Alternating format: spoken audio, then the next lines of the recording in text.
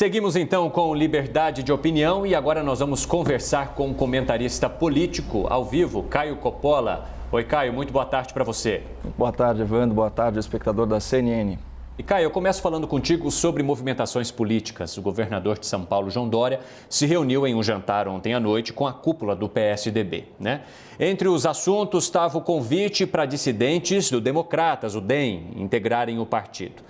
Principal nome é do ex-presidente da Câmara, Rodrigo Maia, que, como a gente viu, anunciou a saída do Democratas, se disse ali traído pela presidência do partido. No jantar com Dória, estiveram presentes o ex-presidente da República, Fernando Henrique Cardoso, também José Serra, Aloysio Nunes e Rodrigo Castro. Caio, eu quero saber de você como que você avalia a possibilidade do Maia desembarcar no PSDB com alguns de seus aliados, se esta seria a melhor opção para Maia ao sair do DEM e, mais do que isso, se o PSDB, se ele poderia se fortalecer para a eleição de 2022 usando essa estratégia do convite a Maia. Bom, Evandro, como o deputado Rodrigo Maia cada vez mais vai aparecer cada vez menos no noticiário, né, já que a sua relevância vinha da cadeira que ele transformou em trono, né, eu vou aproveitar essa oportunidade para falar bastante e tomara pela última vez sobre essa figura bem peculiar aí da fauna política nacional. Bom, sobre o apressado convite, né, do João Dória, como você bem colocou, para que o Rodrigo Maia se filie ao Partido da Social-Democracia Brasileira, eu faço questão de citar o espirituoso Guilherme Fiuza, né, nosso colega jornalista, escritor e roteirista premiado. Ele disse que basta um espirro contra o Palácio do Planalto para receber um convite do governador de São Paulo para se juntar ao PSDB. E como não lembrar, né, daquela cena tocante, orquestrada pelo João Dória, em que o Rodrigo Maia, aos prantos, conquistou rasgados elogios do deputado Alexandre Frota no seu discurso de filiação aos tucanos, né? Mas, infelizmente, pro PSDB, lágrimas não funcionam como um tônico eleitoral e elas não vão fortalecer o partido. Quando a gente analisa os números de 2018, a gente conclui que o chororô do ex-presidente da Câmara é impopular e é caro. Ele é impopular porque a sua última votação é pouco expressiva, são 74 mil votos. E o choro é caro porque para conquistar esse resultado sofrível, a campanha do deputado abocanhou aí pelo menos 700 mil reais de dinheiro público. Ou seja, superar a falta de carisma, né, de representatividade do senhor Rodrigo Maia, além de ser uma conta salgada, porque o dinheiro sai dos fundos partidários, né, é um investimento de altíssimo risco. Ele não conta com a adesão em massa do eleitor fluminense. E uma nota lateral aqui, né? Mesmo com toda essa verba pública desperdiçada, a campanha de 2018 do senhor Rodrigo Maia registra uma dívida de 604 mil reais, isso segundo o site oficial do TSE. E eu me preocupo, né, com a quitação dessa dívida, considerando que o patrimônio declarado do parlamentar, que é um herdeiro, que é um parlamentar de 7 mandatos, é de apenas 730 mil reais, isso segundo a apuração do site noticioso Poder 360. Então, para a Justiça Eleitoral, o Maia informou que ele possuía, à época da eleição, 2 apartamentos, uma sala comercial, um carro, um título de clube e parcos R$ 1.315 na sua conta. Então, nenhum investimento, nenhuma aplicação, nenhum dinheiro no cofre. Então, isso nos leva aí só a 2 conclusões bem óbvias. Primeira, o ex-presidente da Câmara precisa aprender urgentemente noções básicas de finanças pessoais. Né, com o salário bruto de deputado de R$ 33.700 por mês, espanta que o parlamentar não tivesse nem R$ 2.000 disponíveis em caixa. E a segunda conclusão, a gente precisa saber quem vai pagar ou quem já pagou essa vultosa dívida de campanha publicada pelo Tribunal Superior Eleitoral e cujo valor extrapola R$ 600 mil. Então, fica aqui como sugestão de pergunta para o próximo colega jornalista que entrevistar o deputado. Mas voltando agora ao mérito da questão, esse circo midiático que foi armado com o Rodrigo Maia no centro do picadeiro, ele teve a sua origem na entrevista bombástica, né, do parlamentar ao Valor Econômico, que é uma publicação do Grupo Globo. E essa entrevista, bem como a sua repercussão, é fundamental para a gente entender a derrocada de Rodrigo Maia. Então, a minha crítica ela já começa no parágrafo de introdução e na foto ilustrativa dessa entrevista. Diz essa reportagem tão gentil e complacente do Valor Econômico. Aspas, a vida do deputado Rodrigo Maia passa por profundas mudanças. O fim de seu mandato na presidência da Câmara não o fez trocar apenas de lar, a ampla residência oficial, por um apartamento funcional como o de outros parlamentares, mas também de partido. E esse parágrafo condescendente, né, ele é precedido por uma imagem simbólica do ex-deputado todo-poderoso servindo seu próprio café, vejam só, que é uma tentativa ridícula de humanizar Rodrigo Maia, gerando empatia pela sua perda de status. Então eu faço questão de trazer aqui para o espectador a descrição do Congresso em Foco, né, que é um site noticioso da UOL, sobre como que é um apartamento funcional, esses comuns assim. Então vamos lá. O imóvel se localiza na área nobre da capital federal, com vista para o Lago Paranoá. Em valores de mercado, o metro quadrado excede 5 dígitos. O preço do apartamento supera 2 milhões de reais e o aluguel chega a 10 mil reais mensais. Tá? Apesar de servir essencialmente para apenas um parlamentar, a metragem é superior a 200 metros quadrados, com 4 quartos. Na suíte principal, cama king size, frigobar, mini adega e banheira de hidromassagem. E os nossos ínclitos parlamentares, né, os distintos representantes do povo, nem precisam gastar energia, porque o AP já vem todo mobiliado com aparelhos eletrônicos e utensílios domésticos. Isso sem falar no salário de 33 mil, na cota parlamentar de 40 mil e na verba de gabinete que excede 1 milhão e 200 mil reais por ano. E aqui fazendo um link, vocês entenderam por que é inacreditável que o senhor Rodrigo Maia declare apenas R$ 1.315 na conta para a Justiça Eleitoral? Bom, é patético esperar a empatia do público por uma perda de status quando você mantém tantos recursos, tantos benefícios e tantas regalias. E, na verdade, o que o Rodrigo Maia realmente perdeu são privilégios nababescos, como listou uma outra reportagem da Folha de São Paulo de 16 de janeiro. Aqui a lista do que ele perdeu. Ele perdeu a residência numa mansão às margens do Largo Paranoá, num imóvel de quase 900 metros quadrados, com amplo jardim e piscina.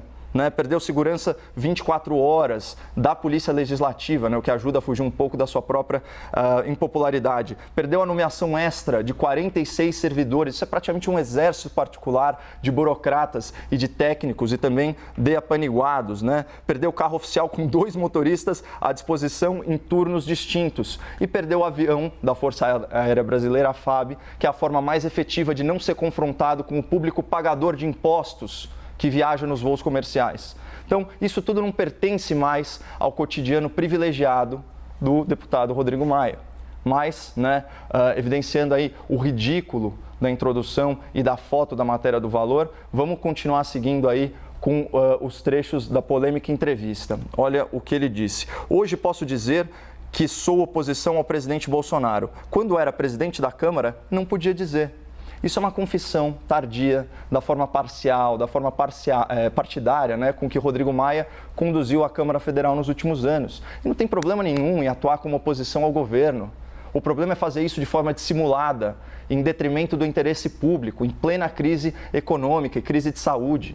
Né? Então percebam aí o desenrolar dos acontecimentos. Apenas uma semana depois da queda de Maia, o presidente do Senado estabeleceu metas e prazos para a necessária reforma tributária e o presidente da Câmara anunciou que encaminhará hoje para a CCJ a urgente, né, reforma administrativa.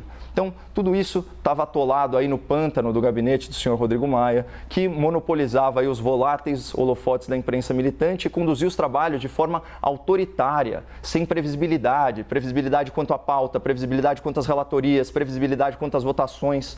O Maia foi tão antirrepublicano nas suas pretensões de perpetuação no poder que nem o Supremo Tribunal Federal, tão afeito a reescrever a Constituição, concordou com essa violação grosseira ao texto expresso na nossa lei maior. E aqui cabe uma outra nota lateral, é importante falar isso. Eis o que diz a Constituição Federal no seu artigo 57, parágrafo 4º, né? Isso para desespero dos tiranetes do parlamento. A posse, né, dos presidentes das casas é para mandato de 2 anos, vedada a recondução para o mesmo cargo na eleição imediatamente subsequente. Ou seja, é vedada pelo texto constitucional qualquer reeleição, qualquer tipo de reeleição para o cargo de presidente da Câmara, ainda mais na mesma legislatura.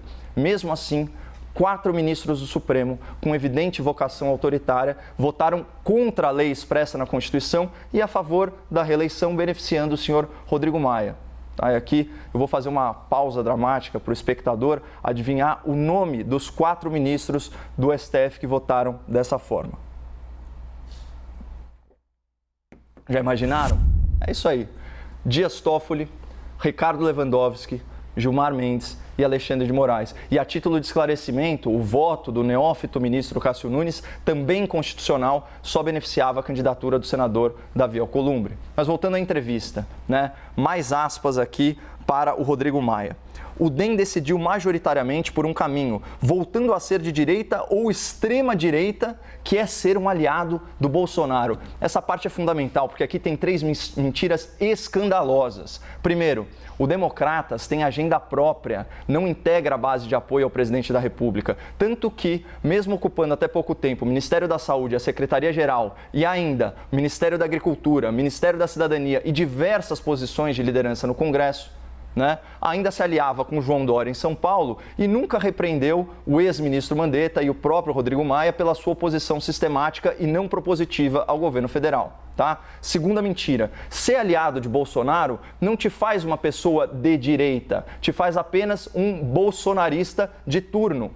E o exemplo mais emblemático é o tal do Bolsodória. A direita, o liberalismo, o conservadorismo são avessos ao culto à personalidade e se caracterizam pela fidelidade a princípios republicanos e garantias fundamentais, não pela fidelidade cega a qualquer político que seja. E terceira mentira, nem Bolsonaro, muito menos o DEM, o Democratas, podem ser classificados como de extrema direita. O extremismo político, ele se caracteriza pelo quê? Pela ruptura autoritária com a ordem democrática, pela violação dos direitos humanos e pelo reconhecimento da violência como um mecanismo político legítimo. No Brasil, isso se observa onde? Na atuação da esquerda, que viola e depreda a propriedade privada, que agride forças policiais no exercício regular das suas atribuições, que reiteradamente se manifesta nas ruas com violência e que arquitetou um projeto corrupto de perpetuação no poder, subornando e aparelhando os demais poderes. Isso, sim, é extremismo.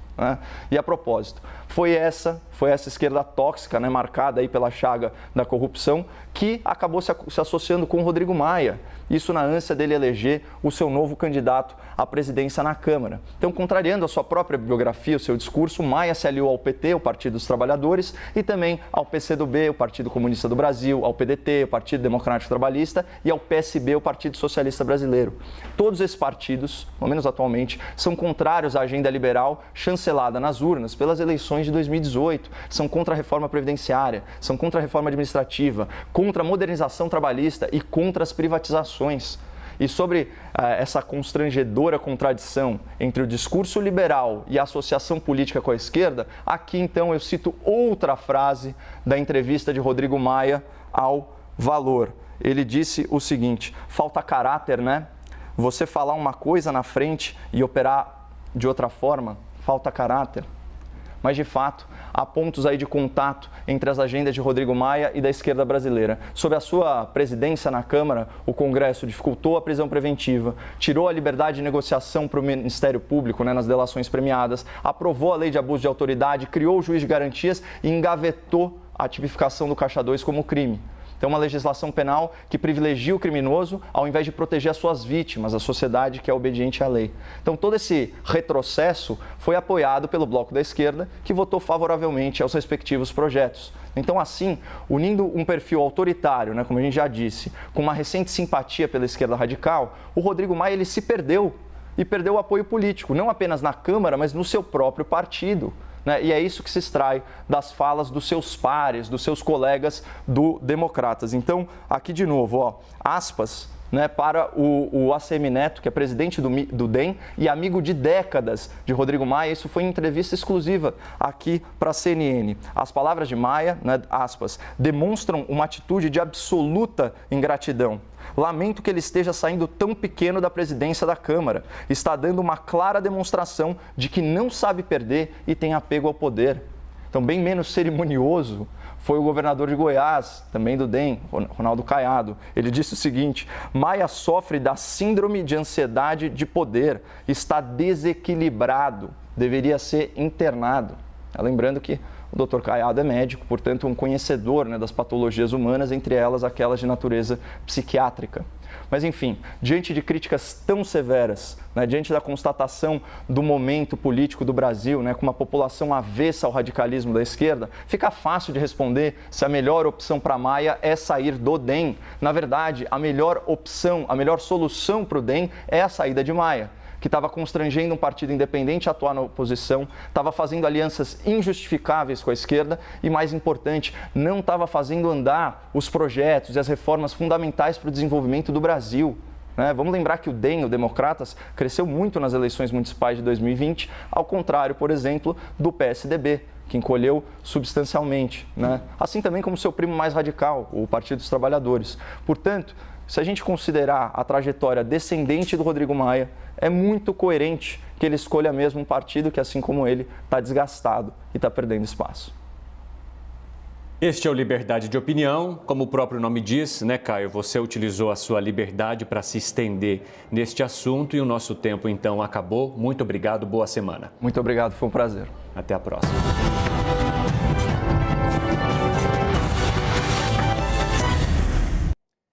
As opiniões emitidas pelos comentaristas do quadro não refletem necessariamente a posição da CNN